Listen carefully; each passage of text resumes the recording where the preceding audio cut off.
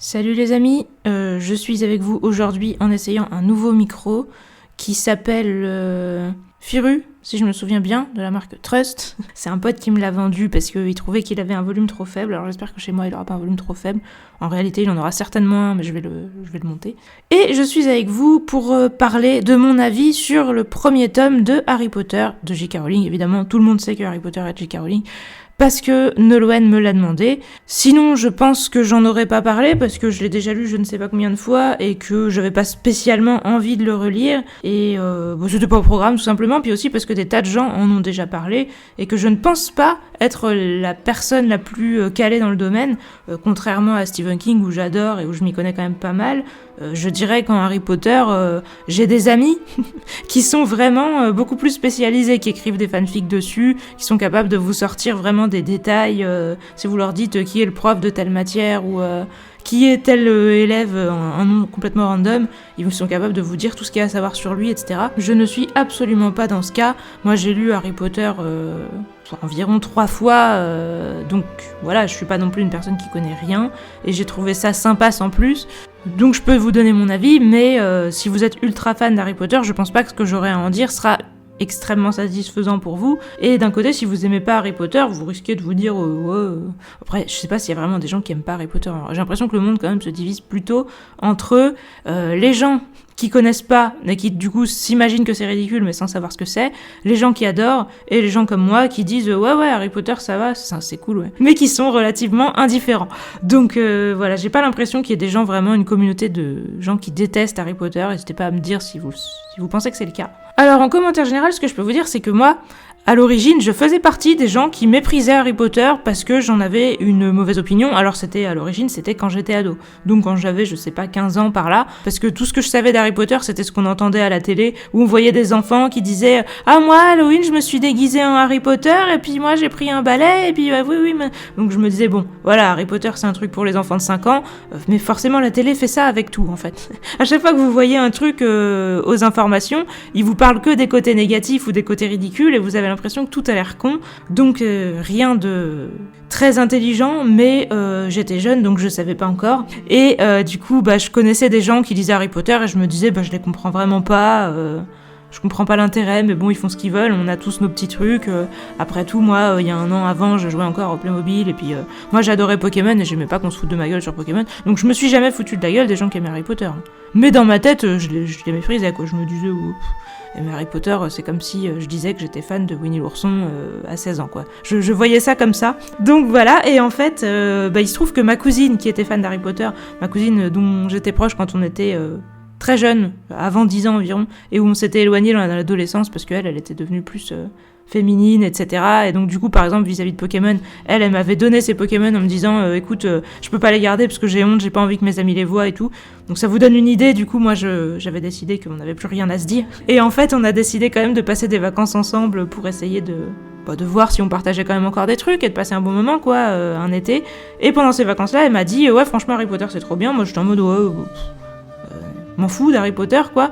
Et elle m'a dit si tu vas voir, je vais te le lire. Elle a commencé à me le lire et en fait j'ai bien aimé, et j'étais aussi préparée psychologiquement, parce que j'aurais pu lui dire non, je ne veux pas que tu me lises Harry Potter, mais j'étais préparée psychologiquement à bien aimer parce que mon frère avait le 1 en cassette vidéo. Alors pareil, la première fois quand il a acheté la vidéo, j'étais en mode il a acheté Harry Potter lol, et j'en avais rien à foutre, et en fait il le regardait quotidiennement, parce qu'à l'époque on n'avait pas beaucoup de cassettes vidéo. Je vous raconte ma vie, hein, mais c'est pour vous donner le contexte de ma relation avec Harry Potter. Donc à l'époque on n'avait pas beaucoup de cassettes vidéo, et mon frère il regardait quasiment tous les week-ends en fait, à chaque fois qu'il n'y avait pas de dessin animé à la télé l'après-midi, il regardait des cassettes vidéo. Donc tous les week-ends on avait quasiment toujours Robin des Bois, du coup on connaissait Robin des Bois à la réplique près, mais après du coup il a acheté Harry Potter, et donc il mettait Harry Potter presque tous les week-ends, et moi au début j'essayais de vraiment me barrer systématiquement, être en mode Harry Potter, j'en ai rien à foutre. Je cultivais l'image du j'en ai rien à foutre, mais en fait, à force d'en entendre des bouts pendant que j'allais goûter l'après-midi, je me disais putain, mais ça a l'air sympa, et j'avais envie de savoir la fin, j'avais envie de voir la suite,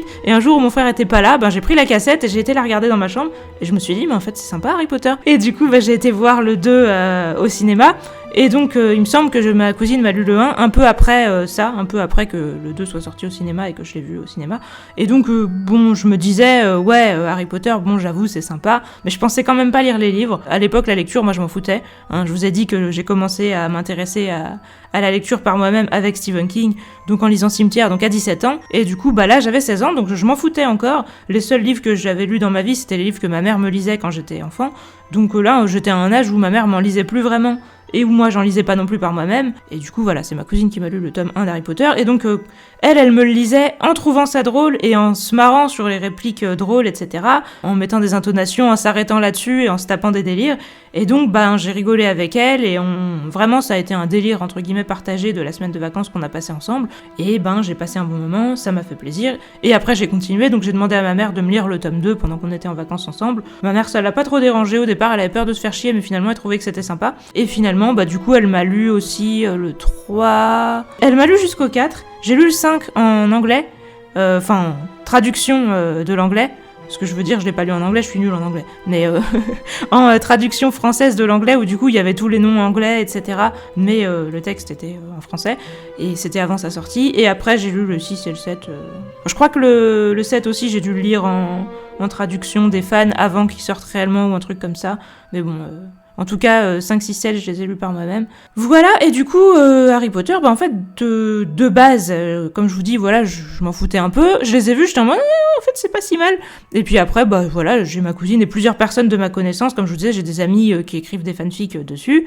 Et j'en ai lu moi-même plein après, des fanfics, une fois que je me suis mis à la lecture et que j'ai pris l'habitude de lire des fanfics.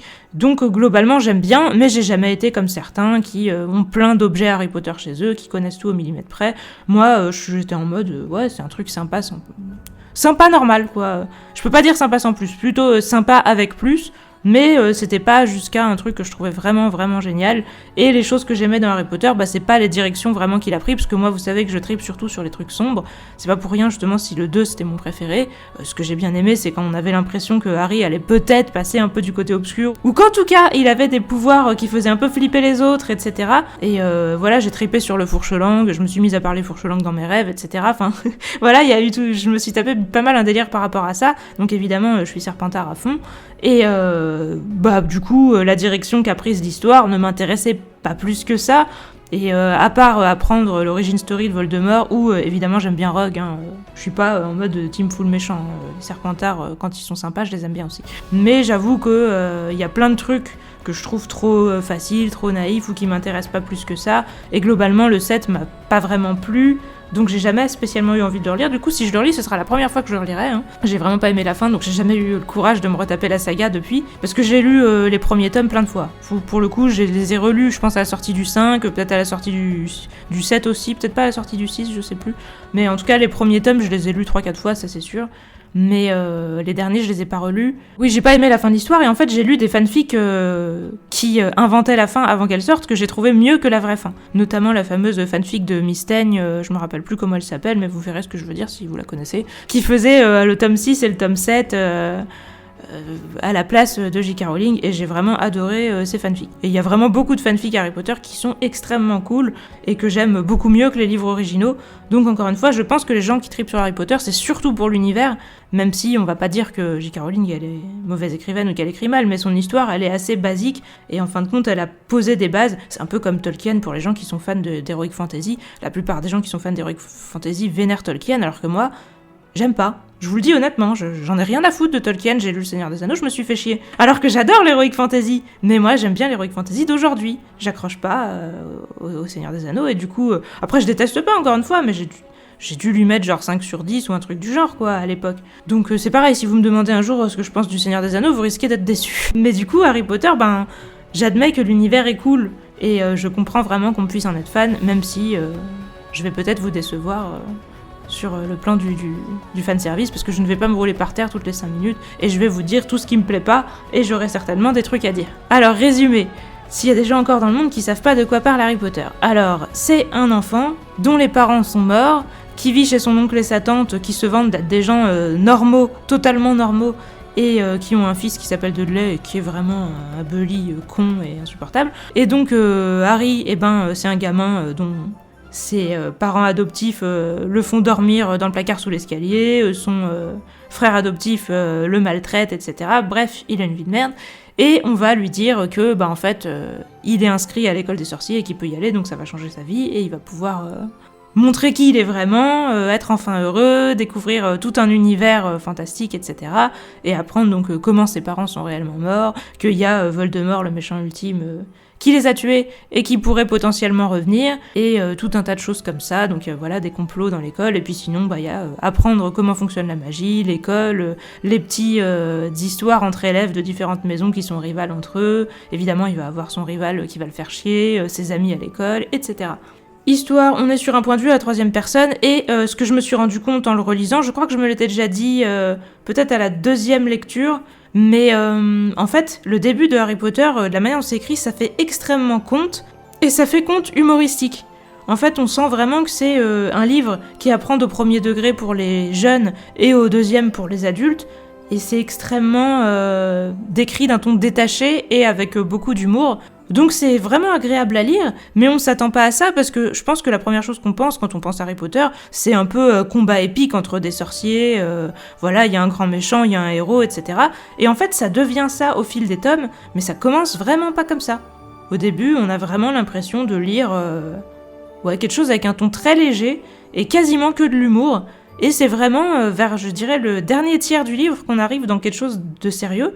Et dans mes souvenirs, les tomes suivants vont continuer dans ce ton un peu plus sérieux, même s'il y aura toujours des trucs un peu humoristiques dans des passages, mais ce sera des passages humoristiques, alors que dans le tome 1, c'est clairement un passage sérieux. Sinon, la majorité du livre, c'est humoristique. Et d'ailleurs, quand on essaye de voir sérieusement le début du récit avec les Dursley et tout, ça a l'air complètement pas crédible en fait. J'essayais d'y réfléchir et je me disais, leurs réactions, leurs comportements, leurs répliques, rien ne sonne vrai. Tout est juste là pour être drôle en fait. C'est vraiment un sketch au début ce livre. Je me suis demandé justement quand est-ce qu'était le gap, je me disais ça doit être le tome 1 qui est comme ça et par la suite ça va changer.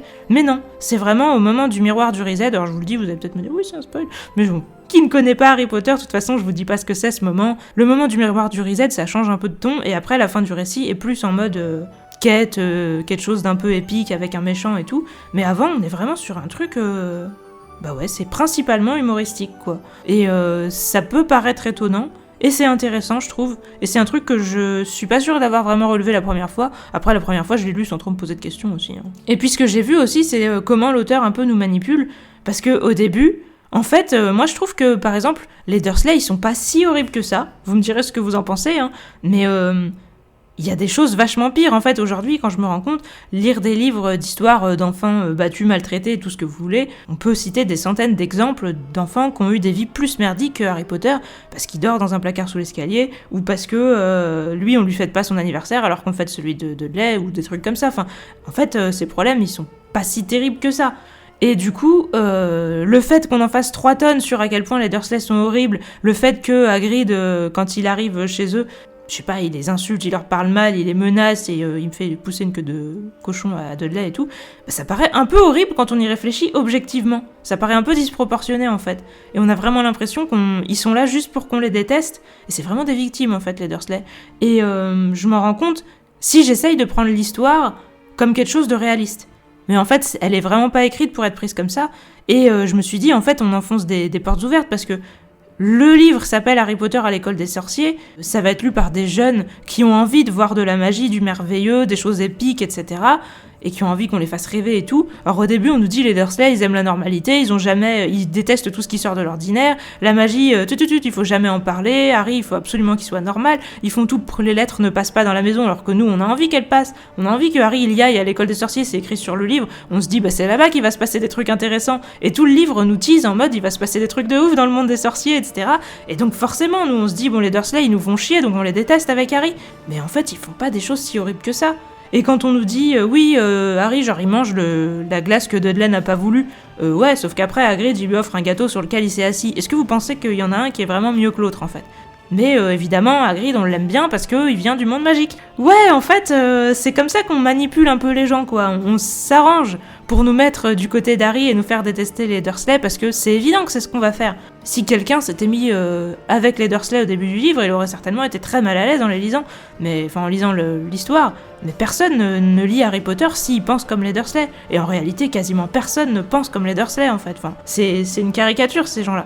Donc voilà, n'hésitez pas à me dire ce que vous en pensez, mais je me suis dit quand même, ils sont pas si horribles que ça. Alors évidemment, en tant que caricature, ils nous font penser à des gens, et on peut plaindre d'Harry. Et puis c'est pareil, je me suis dit la personnalité d'Harry, alors vous allez me dire je pars dans tous les sens, mais je vous dis ce que j'ai pensé, et qui peut potentiellement sortir un peu de l'ordinaire, parce que si c'est juste pour vous raconter Harry Potter, vous le connaissez déjà, hein, pour la majorité d'entre vous à mon avis. Je me suis dit, Harry, en fait, s'il avait réellement été élevé dans toute son enfance, où on l'avait traité comme une merde en lui disant toi, t'es pas important, toi, tes parents, ils étaient nuls, donc t'es nul, toi, de toute façon, t'es le domestique de service, tu sers qu'à te faire maltraiter par de lait, et on veut pas que tu parles, on veut pas que tu vives, on veut pas que t'existes, et juste ta gueule et va faire cuire les pancakes. Si ça avait été vraiment ça, il aurait eu une personnalité de victime, il aurait très probablement été haineux, rancunier, tout ce que vous voulez, soit il aurait été un mec qu'on écrabouille non-stop et donc qui aurait pas été un héros, ou soit ça aurait été un mec hyper revanchard, hyper malsain, qui aurait voulu se venger et qui aurait été plutôt à Serpentard. Ou s'il avait été à Gryffondor parce qu'il aurait dit non, pas Serpentard et que le chapeau écoute les gens, ça aurait été quand même un connard à Gryffondor, parce que c'est pas parce qu'on est à Gryffondor qu'on peut pas être un connard, je suis désolée.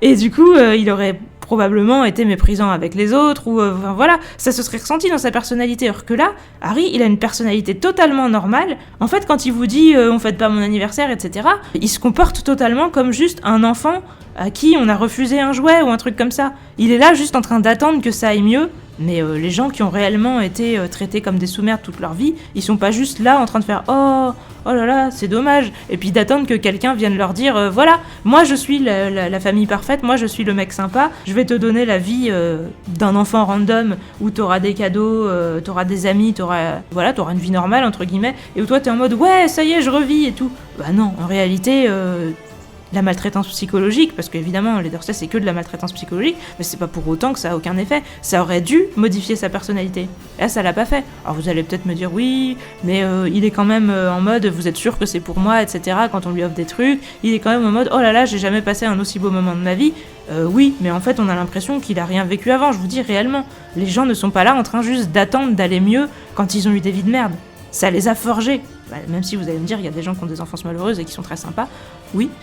Mais il y a quand même beaucoup de gens qui tournent mal et qui ont des grosses difficultés psychologiques à traverser à cause de ça. Et Harry, c'est pas du tout le cas. Donc encore une fois, je dis pas ça spécialement comme une critique, parce que comme je vous dis, le livre est écrit d'un ton ultra léger. Mais on voit qu'au départ, c'était pas parti pour être une histoire sérieuse. Une histoire où il y allait vraiment avoir justement de la psychologie creusée, des émotions fortes, etc. Ça allait être un truc justement où juste on rigole, on se raconte un conte, une histoire, voilà, en mode le méchant qui bat la sorcière ou ce genre de truc. Alors évidemment, là, les sorciers sont les gentils, donc c'est pas forcément le bon exemple, mais vous voyez ce que je veux dire. Alors que là, en fait, ça a pris un tournant vraiment sur la fin du livre, et après, on est parti dans le côté plus épique et plus sérieux. Et on va avoir des problématiques un peu plus sérieuses, même si, comme je vous disais, il y a toujours le côté un peu humour à froid, etc. Dans tout le reste de la saga. Il y aura toujours des blagues, il y aura toujours des trucs un peu détente, mais il y aura beaucoup plus quand même un côté moitié-moitié avec le sérieux, alors que dans ce tome-là, on sent qu'au départ, c'était vraiment parti sur l'humour. Le concept, je pense que le concept de départ, de toute façon, on l'a tous entendu, cette histoire, qu'elle a eu l'idée, J.K. Rowling, en attendant son train elle-même, en s'imaginant justement qu'il y a un gamin sorcier qui irait dans son école de sorcier, etc., en passant par un train qui irait ailleurs, etc. Le concept, c'est vraiment un gamin sorcier qui va lui-même dans un monde de sorciers, un monde qui est parallèle au nôtre, et que voilà, il y a des gens comme ça qui ont des pouvoirs et qui le savent pas, et que ça peut arriver à n'importe qui, et pouf, t'apprends d'un seul coup qu'en fait t'es un sorcier, et tu vas dans le monde des sorciers où il y a une école pour sorciers, et du coup d'imaginer en tant qu'enfant que au lieu d'aller à l'école pour apprendre des trucs chiants qui te servent à rien, tu vas apprendre de la magie. Évidemment, ça fait rêver tout le monde. Donc forcément, on se sent tous concernés. Et au départ, je pense qu'elle l'a vraiment écrit comme un truc pour enfants, pour faire rêver les enfants, pour faire plaisir aux enfants, etc. Et après, elle a continué, elle s'est dit, les enfants grandissent. Et contrairement à Pokémon, parce que moi je suis ultra fan de Pokémon, et je sais que les gens qui sont fans d'Harry Potter le sont pour beaucoup. Comme moi je suis fan de Pokémon, en mode ils vivent Harry Potter, quoi. 10 ans plus tard, ils sont toujours en mode...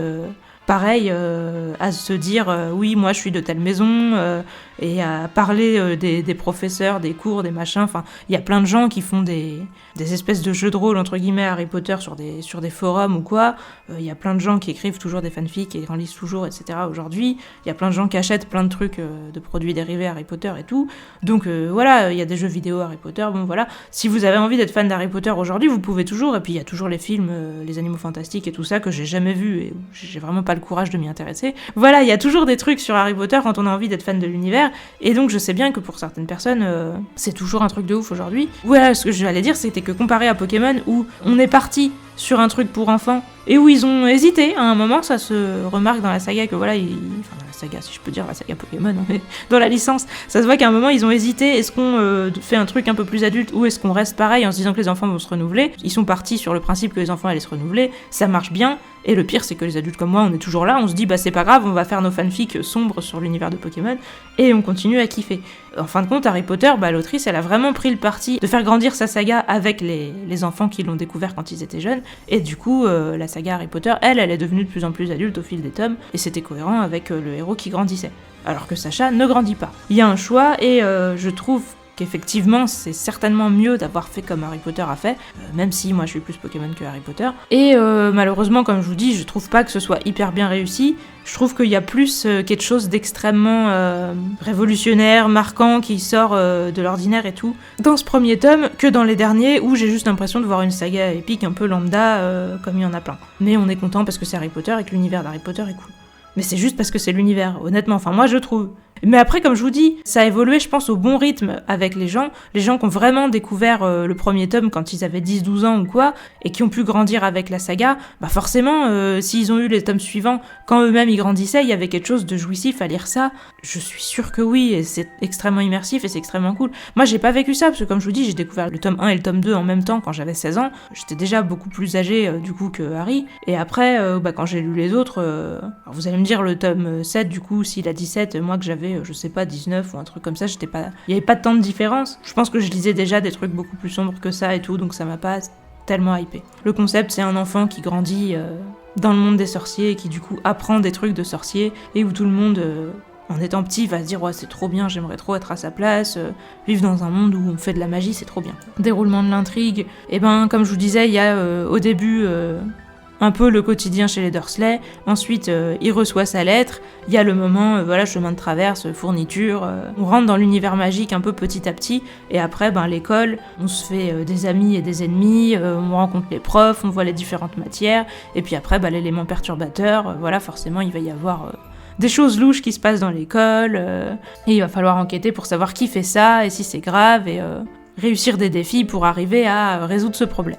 La fin, j'y reviendrai. Les personnages, alors Harry, comme je vous disais, c'est vraiment l'enfant type, et ça devrait pas. Parce que réellement, quand on a perdu ses parents jeunes, qu'on a grandi dans une famille où on nous a traités comme une merde et tout, je trouve qu'il aurait pas du tout dû avoir cette personnalité un peu vide de base, qui ressemble vraiment au personnage type auquel n'importe qui peut s'identifier. D'ailleurs, je me suis dit, même le fait que en cours il est pas spécialement bon, et que le seul truc où il est surdoué, c'est vraiment un vol de balai, c'est vraiment le truc où les enfants vont se dire « Ah ouais, voler, c'est trop cool, etc. » Il y a énormément de gens, y compris moi, qui ont déjà dit dans leur vie, si tu nous demandes c'est quoi le pouvoir que tu voudrais voler, voilà, elle a un peu pris le truc type où il a un don pour voler, sinon à l'école il est moyen, il a un meilleur ami, il est en mode « Ouais, les filles c'est un peu nul et tout », enfin vraiment c'est juste...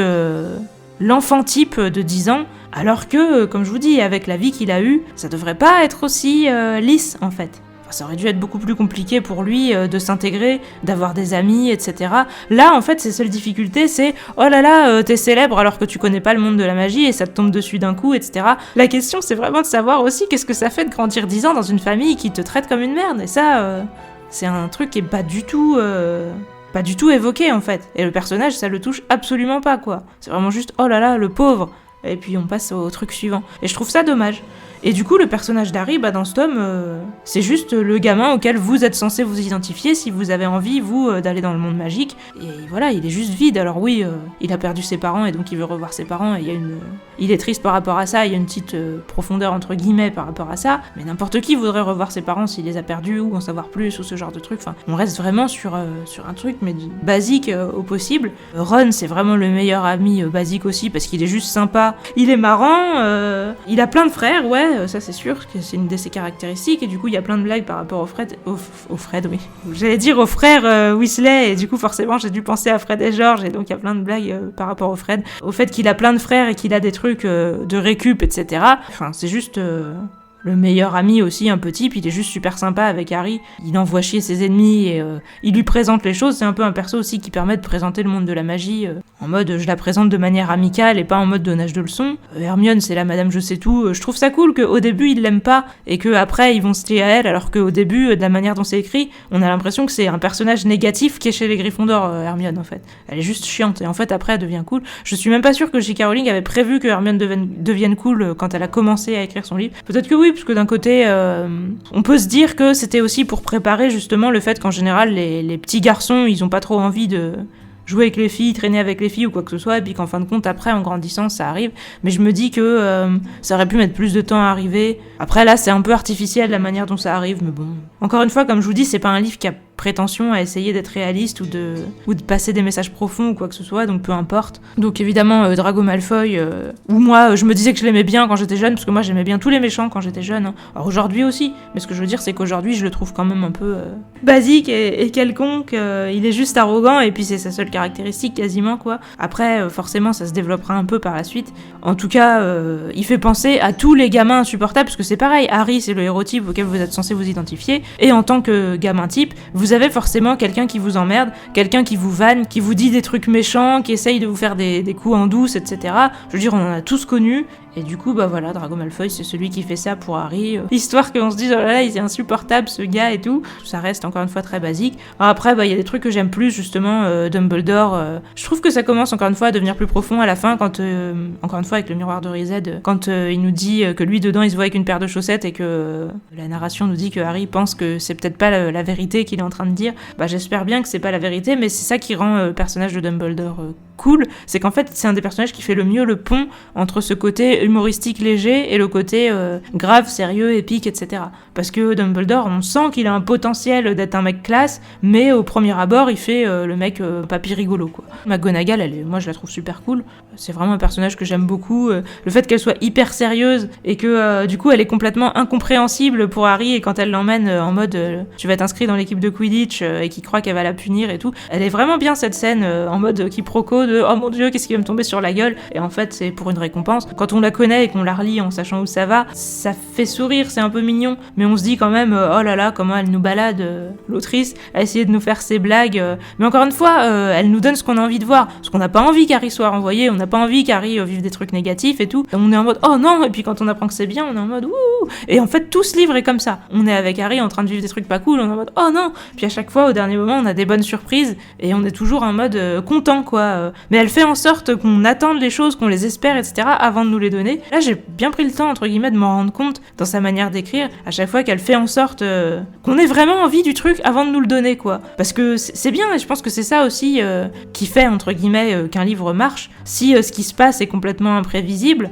c'est moins jouissif quelque part que quand vous le voyez venir, mais que vous le voyez venir en vous disant j'espère que, et pas en vous disant je suis sûr que. Si vous vous dites je suis sûr, vous allez vous emmerder. Si vous dites oh là là, j'espère que ça va se passer comme ça et tout, et puis pourvu que ça se passe comme ça, parce que là franchement ça a l'air flippant, etc. Si on arrive à vous mettre dans cet état d'esprit, c'est là que vous êtes hyper content quand vous lisez ce que vous avez envie de lire. Ce qui fait que ce livre fait kiffer plein de gens, c'est que ça leur dit ce qu'ils ont envie d'entendre, mais après les avoir un peu manipulés pour qu'ils aient envie de l'entendre. Et ça, c'est quand même un art. Donc c'est une qualité d'écriture, de narration, etc. Moi j'aime pas trop parce que je trouve que c'est un peu de la manipulation, et en le relisant je suis en mode oh meuf, tu manipules des enfants quand même et tout, c'est pas très cool. Mais bon, d'un côté, ça fait partie de l'art justement, et c'est pour la bonne cause, parce que c'est pour rendre le truc plus jouissif. Je sais pas, franchement, n'hésitez pas à me dire ce que vous en pensez. Moi j'aime pas trop, aujourd'hui quand je le lis, je me dis bon c'est un peu de la manipulation, parce que ça se voit que c'est fait exprès en fait. Des fois il y a des gens, je pense qu'ils le font un peu inconsciemment, je préfère que ce soit fait inconsciemment, mais vous allez peut-être me dire que je chipote et que de toute façon, vu que c'est pour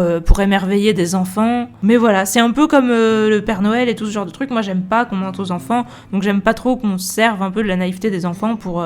même si c'est pour leur faire kiffer, j'aime pas trop. Donc voilà, c'est pour ça, je pense aussi, la différence entre moi et certaines personnes, pour le fait même d'aimer le livre Harry Potter en lui-même, quoi. C'est que moi, ce qu'elle fait, je le vois, je me dis, ah, c'est intéressant, mais j'approuve pas complètement. Alors que je pense qu'il y a des gens qui se disent, c'est du génie. Donc du coup, les personnages, ils sont vraiment basiques, mais ils sont très typés, et donc ça les rend marquants. Rogue aussi, qui est le prof insupportable, qui a décidé de vous saquer, vous savez pas pourquoi, ça c'est pareil, on en a tous eu, hein, un prof où on a l'impression qu'il nous déteste, et on sait pas pourquoi, et où on se sent persécuté. Il est extrêmement marquant comme personnage, voilà, McGonagall avec son côté impassible, illisible, et prof hyper, qui a des cours hyper durs, etc., et qui se comporte comme si c'était normal, et que tout le monde devait avoir un bon niveau, qui... Voilà, après le prof, genre Chourave, qui est pas très crédible, mais un peu mignon, un peu rassurant, etc., en mode un peu perso, ouais, qui nous fait nous sentir plus à l'aise, parce que c'est quelqu'un de pas du tout impressionnant, enfin c'est quelqu'un qui est le contraire d'impressionnant. Les personnages, ouais, sont marquants, parce qu'ils sont justement très clichés, mais c'est des clichés gentils, et des clichés un peu mignons, et où on peut justement un peu s'identifier, etc. C'est pas des clichés pour se moquer ou quoi, donc je sais qu'il y a plein de gens qui aiment Piv et qui trouvent que c'est pas normal qu'on le voit pas dans les films. Alors moi je l'aime pas. Après je trouve pas ça normal non plus qu'on le voit pas dans les films, parce que moi je vous l'ai dit pour Shining, je suis pour qu'on mette exactement la même chose dans les films que dans les livres, ou si on met une chose différente, et ben qu'on soit différent en mode l'histoire s'est pas totalement passée pareil, ou on voit pas exactement les mêmes points de vue, mais pas on modifie les choses, et pour le coup Piv il devrait exister, et donc on devrait le voir dans les films. Je comprends pas pourquoi on le voit pas, mais en tout cas moi je l'aime pas. C'est un personnage qui m'a toujours stressé, donc j'ai pas spécialement envie qu'il existe. Apparence, Harry, on sait qu'il est brun aux yeux verts. Débat sur les apparences, hein, parce que j'ai déjà eu, entre guillemets, des débats houleux avec une amie qui me disait que Hermione était rousse. Et je disais, non, elle est brune, je t'assure qu'elle est brune, etc. Donc Hermione est brune. D'ailleurs, je crois que c'est pour ça que des gens avaient fait des théories comme quoi Hermione était peut-être la sœur cachée d'Harry ou des trucs comme ça, parce qu'ils sont bruns tous les deux.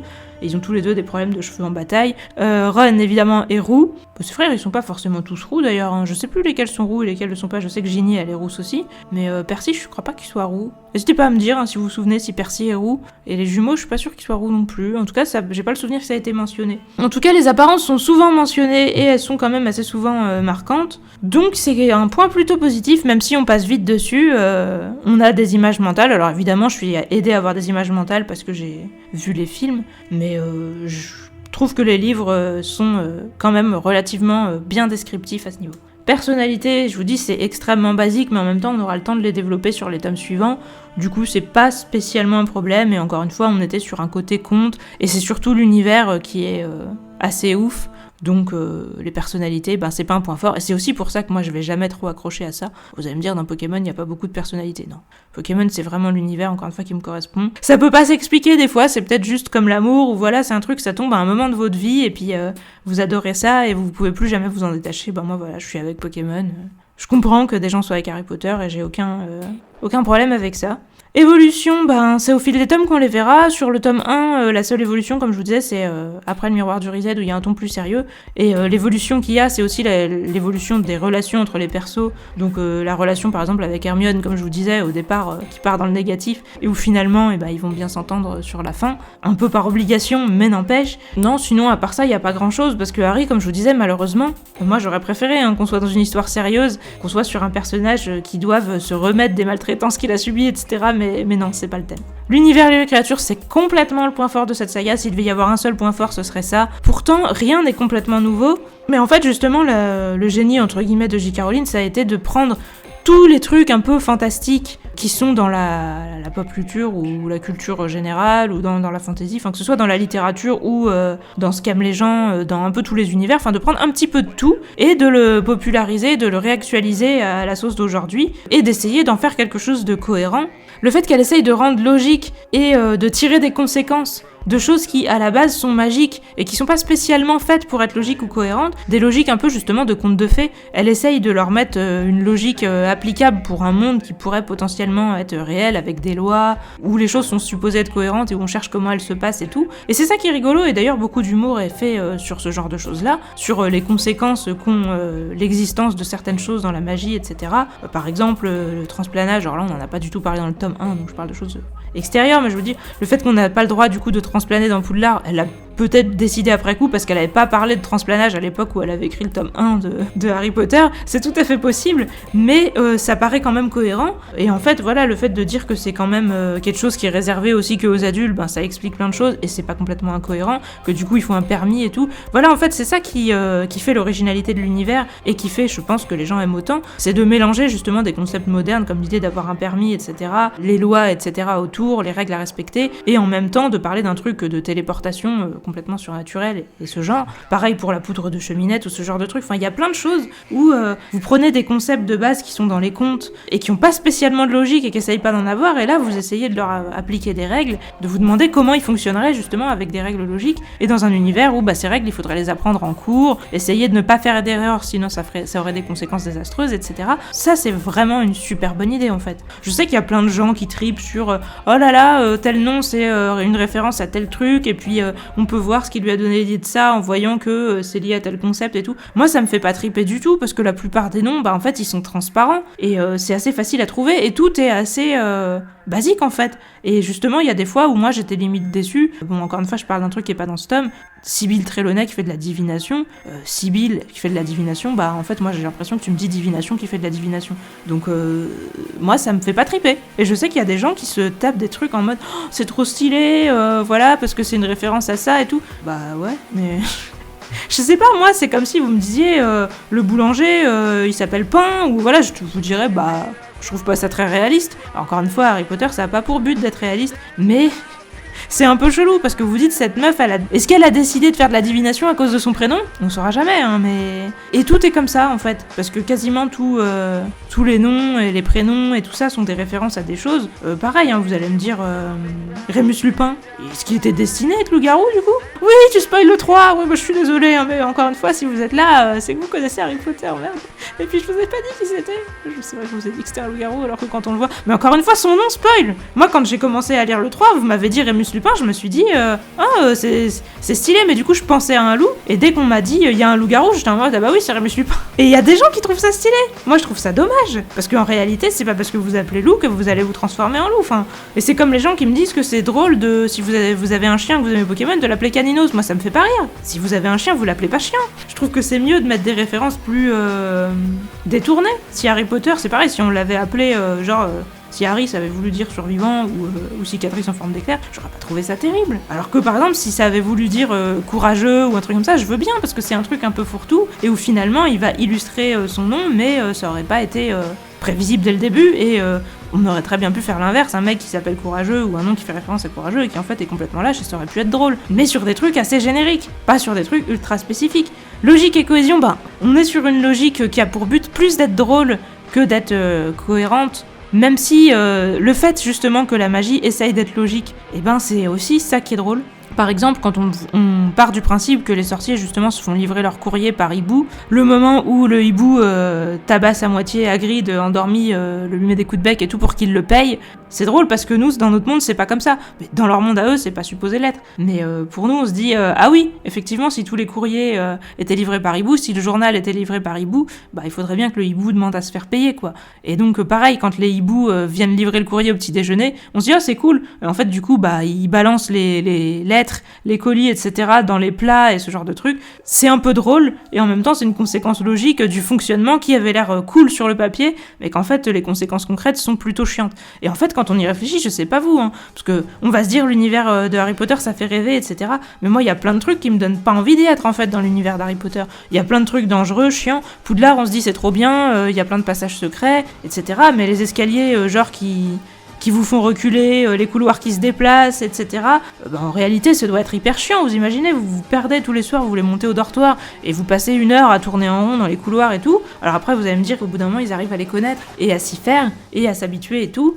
Ouais, mais est-ce que c'est cool ou est-ce que c'est chiant ? Honnêtement, c'est comme si vous étiez dans la vraie vie dans Pokémon Prism. Alors ceux qui n'ont pas la rêve vont vraiment pas comprendre quoi c'est drôle, mais ce que je veux dire, c'est voilà, vous devez vous taper un labyrinthe pour faire un truc qui a l'air con sur le papier, genre vous passez la première forêt du jeu, et en fait c'est un labyrinthe, ça dure 3 heures. Moi, ça me fait pas envie dans la réalité. C'est drôle parce que c'est un livre et parce qu'on le vit pas justement, et parce qu'on se dit oh là là, le monde magique, c'est vrai que à la fois il a des côtés cool, mais à la fois il a des côtés compliqués ou dangereux ou quoi. Et d'un côté, ça le rend encore plus cool. Mais d'un côté, moi, ça fait que j'aurais pas spécialement et forcément envie d'y vivre. Après, encore une fois, C'est vrai qu'à tout prendre, on peut se dire, oui, bon, la magie, ça donne des pouvoirs, c'est cool, mais après, si vous êtes avec des sorciers qui ont autant de pouvoirs que vous, du coup, est-ce que c'est si cool? Je vous pose la question, hein, en tant que Serpentard, évidemment. Mystère et découverte, alors là, c'est aussi un des points très forts de cette saga, c'est qu'on est tout le temps dans l'émerveillement, en fait. On est là en train de se dire, ouais, l'école de sorciers, on a trop envie de la voir. Quand on la voit, on se dit, ouais, c'est trop bien, on a trop envie d'en voir plus, on a envie de voir les cours, on a envie de voir les passages secrets. Après, quand on entend dire qu'il y a un mystère, un couloir caché dans l'école où on n'a pas le droit d'aller, le truc de base à la Barbe Bleue, une porte on n'a pas le droit d'aller, on a tous envie d'y aller et d'aller voir ce qu'il y a derrière. Hein. Donc forcément, le livre, il est extrêmement bien fait sur ce plan-là, et c'est encore une des bonnes qualités de l'auteur de savoir nous mettre le mystère. Après, encore une fois, elle nous le met de manière très basique, mais c'est pas gênant parce que si quand on le lit on est jeune, ça marche forcément sur nous. Encore une fois, après quand on le lit à plus de 30 ans, on se dit ouais, c'est un peu éculé l'excuse du couloir interdit, c'est évident que ça va donner envie à tout le monde d'y aller, donc bof. L'écriture, comme je vous dis, elle est assez douée en mise en scène, mais douée pour faire kiffer des enfants. Donc encore une fois, des ados, ça marche encore. Hein. Quand on est ado, on a vraiment envie de se convaincre qu'on est grand, qu'on est adulte, qu'on n'est plus enfant, etc. Et par certains aspects, c'est pas faux, mais par plein d'autres, c'est pas vrai. Quand on est ado, on est vraiment sensible aux mêmes choses que les enfants, sur le plan des histoires, du suspense, on a le même genre de goût, c'est le même genre de truc qui marche avec nous, etc. C'est dans l'apparence qu'on veut se prétendre plus adulte. En fait, il y a des choses de l'enfance qui nous saoulent, et où on a besoin de prouver qu'on n'en est plus là. On s'attelle vraiment à essayer d'avoir l'air grand, mais sur plein de trucs, on est encore enfant et on s'en rend pas compte parce que forcément, on n'a jamais été autrement. C'est seulement quand ça commence à s'arrêter qu'on se dit, tiens, il y a quelque chose qui a changé. Ce genre de livres qui peuvent avoir été écrits pour des enfants, je vous dis... Moi, je pense qu'entre 3 et 20, hein, on vise assez large, mais ça peut très bien marcher, Harry Potter. Et vraiment, si vous lisez Harry Potter à 6 ou 7 ans, il n'y a aucune raison que vous kiffiez pas votre race, en fait. Et inversement, si vous le lisez à 18-20 ans, bon, vous allez pas forcément trouver ça absolument génial, mais vous pouvez franchement trouver ça bien. Après, plus on grandit, plus on se dit, ouais. Donc l'écriture, oui, c'est une qualité. La poésie et contemplation, je trouve pas qu'il y en ait, c'est peut-être un peu dommage. Il y a 2-3 scènes où il y en a un peu, et par la suite il me semble qu'il y aura peut-être d'autres scènes où ça reviendra, mais c'est très rare, on n'est pas trop dans la poésie et contemplation. Comme je vous dis, on est vraiment dans un format conte au début. Suspense et action, plutôt oui. Moi, il y a beaucoup de choses qui vont trop vite pour que j'ai vraiment le temps de me sentir impliquée, mais encore une fois, quand j'étais jeune, et que du coup je lisais beaucoup plus lentement, ou que c'était des gens qui me lisaient des livres et j'aurais pu le réécouter en livre audio. J'aurais peut-être plus kiffé. J'ai pas eu envie parce que, comme je vous disais, j'avais pas tant que ça envie de le relire, donc j'avais pas envie que ça soit trop long. Je me suis dit, si je l'écoute en livre audio, je vais y passer 1 ou 2 semaines, alors que si je l'écoute en livre avec la synthèse, je vais y passer 1 journée. Je pense que ouais, il est plus fait pour être lu en livre audio, à la main, lentement, etc. Et dans ces cas-là, c'est vraiment le bon rythme parce que c'est très simple, ça va à l'essentiel, les blagues marcheront mieux, etc. Quand on va trop vite, on les voit même pas passer. Les dialogues, ils sont vraiment bien. Et il y a beaucoup de dialogues qui sont drôles, il y a beaucoup de répliques qui sont drôles. Encore une fois, ils sont pas bien si on essaye d'être réaliste. Si on essaye d'être réaliste, c'est absurde. Mais le livre assume qu'il est absurde et qu'il essaye plutôt d'être drôle et d'être en format conte, comme je vous dis sur le début, même si ça va devenir plus sérieux par la suite. Et du coup, les dialogues marchent très bien à ce niveau. Comme je vous dis, je me souviens de la première fois que je l'ai découvert quand ma cousine me l'a lu, où il y avait des passages où elle était morte de rire en me les lisant et je rigolais avec elle. Par exemple, le commentaire de... Non, c'est peut-être un élève de Gryffondor, je sais plus qui fait... Alors là, tous les puristes vont me dire, mais attends, tu te rappelles plus de ça. Bon, en tout cas, il y a un élève de Gryffondor qui fait le commentaire du premier match de Quidditch où Harry est attrapeur, etc. Et il y a un Serpentard qui...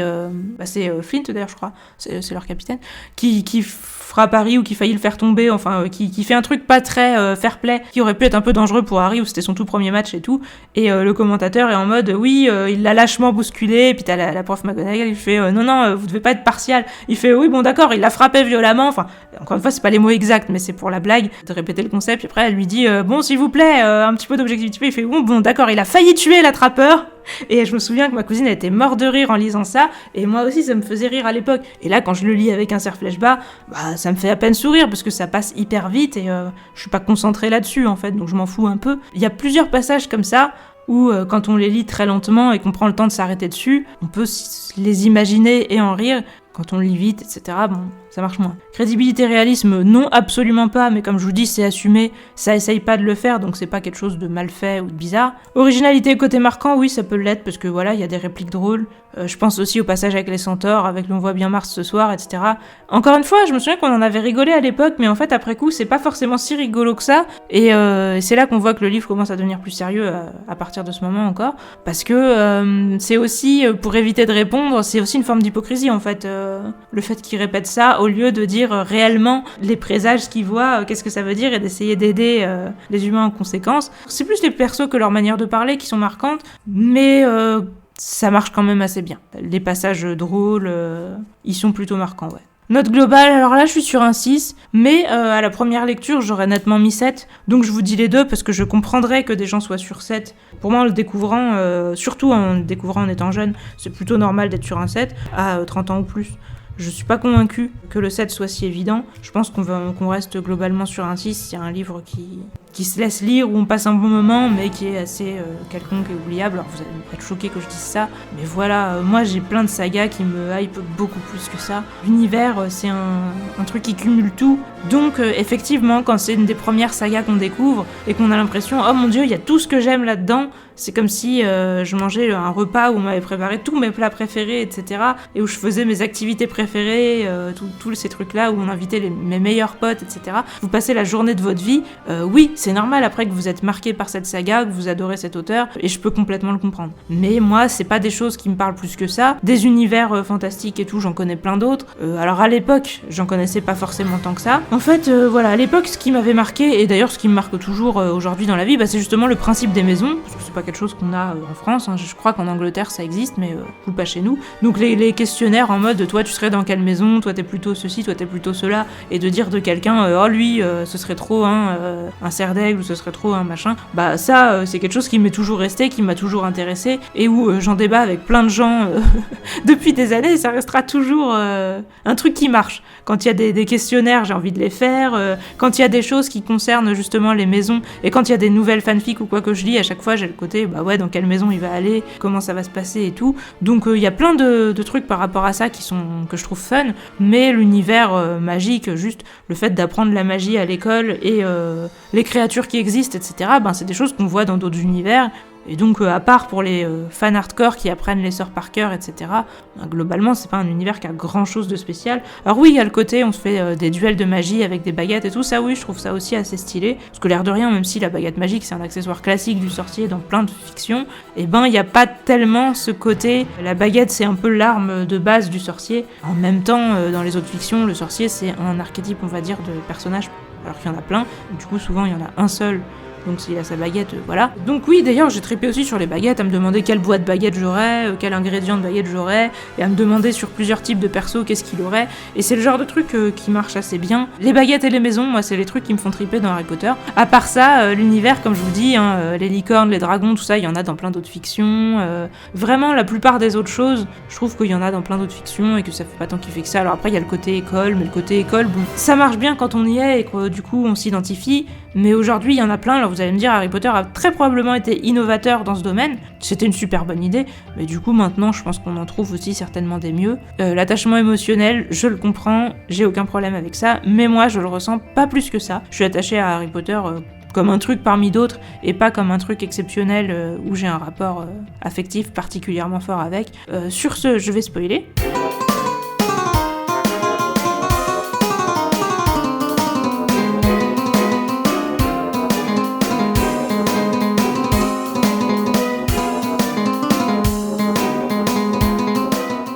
Alors si des gens sont venus ici vraiment pour que je leur raconte l'histoire d'Harry Potter, je veux bien le faire. Figurez-vous que Harry, quand il va à l'école, il va entendre parler du fait qu'il y a eu un cambriolage à Gringotts, donc la banque des sorciers, mais que rien n'a été volé. On lui a dit que Gringotts c'était la meilleure banque du monde, etc.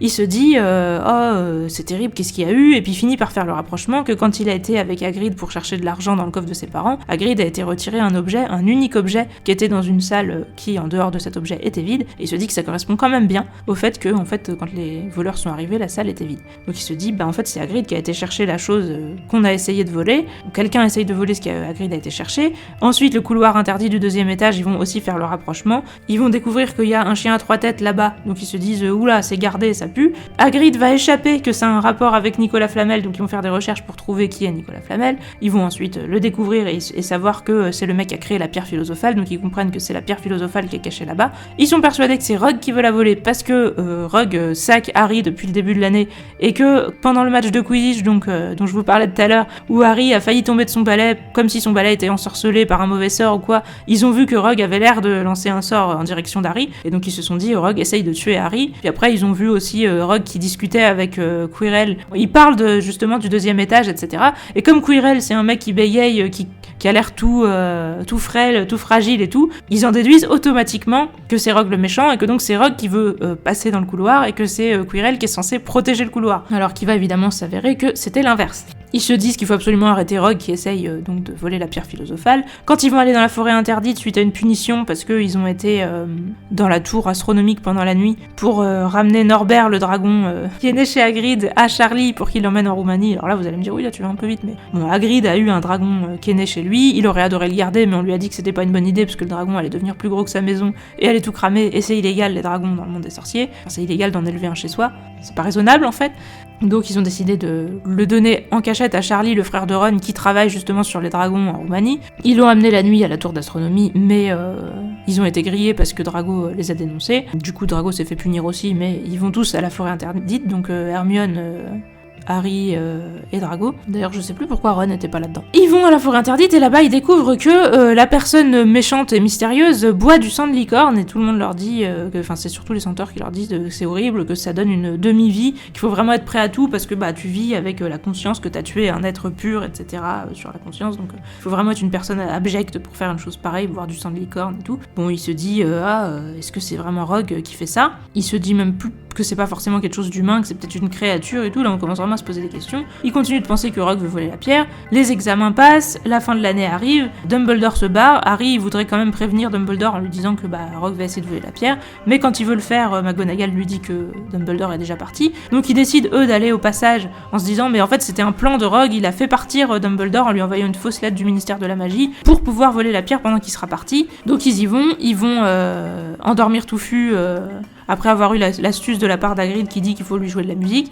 Et ils comprennent ça aussi parce que justement ils demandent à Hagrid mais le mec qui t'a donné l'œuf de dragon, en fait qu'est-ce qu'il t'a demandé? Est-ce qu'il t'a parlé de Touffu? Et puis il s'avère que oui, donc bon voilà, ils avaient bon là-dessus. Encore une fois, si on essaye de prendre le truc d'un point de vue logique, on se dit est-ce que c'est possible que Hagrid soit con à ce point? Et que tout le monde soit con à ce point, parce que du coup les infos il fallait les avoir d'autres profs aussi. Pas pour eux, hein, mais pour Quirrell, je dis ça. Parce qu'à la limite, on peut se dire que peut-être Hagrid est con, mais même être con à ce point, c'est quand même chaud. Donc, encore une fois, il faut pas trop se demander si c'est crédible, c'est juste, voilà, c'est l'histoire qui est comme ça, et c'est un côté un peu humoristique. Le fait que Hagrid, à chaque fois, dit les choses, et qu'après, il dit « Oh, j'aurais pas dû dire ça. Ah, oubliez ce que je viens de vous dire, etc. » Ouais, c'est plus drôle que réaliste, vraiment. Donc, ils y vont, ils endorment Touffu, ils passent, ils tombent sur des filets du diable. Hermione se rappelle comment on les bat avec du feu, donc elle fait un sort avec sa baguette, et ils s'en sortent. Ils arrivent dans un jeu d'échecs géant, que Ron arrive à passer parce qu'il est super bon aux échecs, mais je veux dire c'est gros comme une maison, que c'est pour que les amis d'Harry soient à la fois utiles et indispensables pour arriver jusqu'au méchant, mais qu'au final c'était aussi utile qu'il reste en arrière et que Harry devait y aller tout seul. Enfin,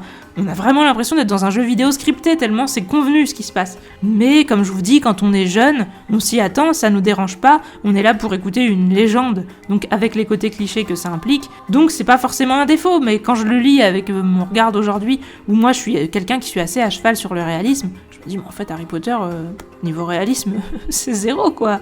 Enfin c'est pas 0 mais ça aurait une sale note. Ça aurait un 3 ou un 4 sur 10 quoi. Plutôt même un 3 parce qu'honnêtement il y a plein de trucs qui sont extrêmement caricaturaux et tout, mais comme je vous dis c'est supposé être drôle et c'est un peu fait exprès. Donc on l'assume et on n'est pas dérangé. Mais encore une fois moi c'est pas vraiment les genres de choses que j'aime lire. J'ai plutôt tendance vraiment à aimer les trucs réalistes vraiment sombres etc. Donc tout ça, ça contribue à ce que je me dise, ouais, Harry Potter, ouais, vite fait. Ron réussit la partie de jeu d'échecs, mais il doit se sacrifier. Alors, il pourrait y avoir un moment tragique, mais non, il se fait juste assommer et poser sur le côté. Harry et Hermione continuent. Hermione résout l'énigme de Rogue, qui était une énigme à base de logique et de potions. Harry peut passer tout seul parce qu'il restait plus qu'une gorgée dans la potion. Encore une fois, Quirrell, il lui aurait suffi de vider le flacon, en fait, avant de passer, ou de tout boire, ou de l'emmener avec lui, enfin peu importe, mais il n'était pas obligé de laisser une gorgée, donc le fait d'en laisser une pour que à la fois Hermione ne puisse pas suivre Harry, qu'à la fois Harry puisse y aller, c'est extrêmement convenu, ça fait extrêmement jeu vidéo quoi. Harry arrive devant le miroir du Reset qui est donc la dernière protection pour la pierre philosophale, Quirrell voudrait la récupérer mais il n'y arrive pas, et révélation de Vlodin, Voldemort en fait est sur Quirrell littéralement parce que genre il a la tête de Voldemort derrière sa tête, caché derrière son turban où depuis le début on disait ouais il est bizarre, il a une drôle d'odeur, on dirait qu'il met de l'ail dans son turban, en fait l'ail c'était la tête de Voldemort, donc à part de... moi je vous le dis, Voldemort pue de la gueule apparemment, il sent l'ail, Voldemort dit sers-toi de lui, de Harry du coup pour récupérer la pierre. Quirrell essaye mais il peut pas toucher Harry parce que quand il le touche ça lui brûle les mains par le pouvoir de l'amour. Alors encore une fois le pouvoir de l'amour dans la réalité ça n'existe pas du tout et justement c'est quelque chose de tragique auquel je suis beaucoup attachée, de dire c'est pas parce que vous aimez quelqu'un que vous avez un quelconque pouvoir naturel pour le protéger, il n'y a pas de loi de l'attraction ou quoi que ce soit. Si vous voulez aider quelqu'un il faut vraiment le faire par des actes, vous concentrer dessus ça fait rien, et je me le dis avant tout à moi-même parce que moi je suis quelqu'un qui a énormément de mal à faire des actes concrets et j'aimerais bien que agir par la pensée ça a de l'importance mais ça n'en a pas, donc rappelons-nous-en et essayons de faire des choses concrètes parce que vraiment le fait que la mère de Harry soit morte, il y a vraiment que dans un monde magique où ça lui laisse une protection après. Le pouvoir de l'amour, tout ça, dans la vraie vie ça ne marche pas. Donc Quirrell se brûle les mains, il essaye d'étrangler Harry mais il se brûle, Voldemort n'en a rien à foutre et lui dit tue-le, ce qui est complètement con de sa part parce qu'il aurait vraiment pu réussir à avoir la pierre philosophale si s'était contenté de, je sais pas, lancer un sort à Harry à distance au lieu de le toucher, ou juste, j'en sais rien, lui balancer un truc sur la tête, enfin, il y avait plein de méthodes en fait pour le défoncer sans le toucher, Et puis Harry il savait rien faire, c'était un gamin, il était même pas capable de lancer encore un sort d'Expelliarmus ou quoi, donc en fait sinon il suffisait de le laisser et je comprends pas leur move, ni à l'un ni à l'autre, de continuer à le toucher alors que ça le brûlait, et que ça a été jusqu'à le tuer, c'est quand même ballot, c'est extrêmement con. Soit, du coup Harry s'évanouit à moitié étranglé, et il se réveille à l'infirmerie devant Dumbledore qui lui dit « Ah, t'as été très courageux, c'est magnifique ce que t'as fait ». Et puis encore une fois, après, tout le monde se demande... Ron et Hermione y compris, si Dumbledore a fait exprès de laisser Harry aller jusque là-bas pour qu'il se confronte à Voldemort, en disant mais si c'est le cas, ça fait un peu flipper, c'est un peu dangereux, ça craint. Mais ça a l'air d'être le cas, et encore une fois ça donne un côté un peu plus adulte à la fin justement, un peu plus sombre aussi, où Dumbledore on se dit ouais, et il dit à Harry justement qu'il peut pas lui dire pourquoi Voldemort a essayé de le tuer, et ça aussi on se dit ouais, ça nous tease un peu pour la suite. Il y a plusieurs trucs comme ça où on se dit ça pourrait avoir l'air intéressant, et ça nous met vraiment des jalons, des premiers pas sur plein de trucs où on pourrait se dire ça va devenir plus sérieux et ça pourrait être un truc assez ouf par la suite, et c'est quand même pas mal, faut le dire. Le côté univers étendu, histoire sur le long terme, où il y a des révélations qu'on a beaucoup plus tard et tout. Tout est toujours assez basique et cliché à mes yeux, mais c'est bien agencé, c'est bien ordonné, c'est bien dosé, ça vient au bon rythme, etc. Donc ça marche quand même relativement bien. Du coup, cette fin, je la trouve vraiment rapide, et moi j'aurais vraiment bien aimé le même récit en beaucoup plus long, beaucoup plus détaillé, avec beaucoup plus d'émotions, où Harry aurait souffert de la maltraitance qu'il avait vécue, etc. Enfin voilà, j'aurais vraiment aimé un truc qui raconte la même histoire, mais en beaucoup plus profond psychologiquement, mais c'est pas le même livre. Plein de gens sont attachés au livre tel qu'il est, que ce soit par nostalgie, ou parce qu'ils aiment justement ce côté un peu humoristique. N'hésitez pas à me dire vraiment vous, qu'est-ce que vous pensez en fait du ton ? Est-ce que vous auriez aimé qu'Harry Potter soit plus profond et plus adulte, ou est-ce que vraiment vous aimez justement ce côté léger, un peu cette ambiance conte, etc. Est-ce que vous aimez justement le compromis entre le récit héroïque avec le héros, la quête, tout ça, et l'humour, le côté plus léger, le côté un peu gag, etc. Moi j'ai toujours un peu de mal avec les choses qui mélangent les deux, mais j'admets que dans Harry Potter c'est quand même relativement bien fait, et qu'il y a des choses sympas sur ce plan. Mais des fois, il y a toujours des trucs que je trouve un peu moqueurs, un peu inutiles, un peu longs, enfin... Et des choses où j'aimerais que ce soit plus profond, plus complexe, plus sombre, et tout ce que vous voulez. Mais chacun ses goûts, n'hésitez pas à me donner les vôtres. Quand on aura fini de parler de la saga d'Harry Potter, si vraiment j'ai le courage de parler de toute la saga, on pourra parler de nos fanfics préférés d'Harry Potter, parce que j'en ai quand même lu... un paquet, et il y en a qui ressortent énormément du lot. En tout cas, d'ici là, n'hésitez pas à me dire ce que vous pensez, sauf si c'est de la merde. N'hésitez pas aussi à me dire ce que vous pensez de ce nouveau micro. Est-ce que vous préfériez l'ancien ? Est-ce que vous préfériez mon téléphone ? Est-ce que vous préfériez mon multipiste ? Vous aurez peut-être même pas encore entendu mon multipiste, je sais pas dans quelle heure je vais sortir les vidéos. Donc bref, n'hésitez pas à me dire ce que vous pensez de tout et n'importe quoi, et je vous dis à la prochaine. Salut!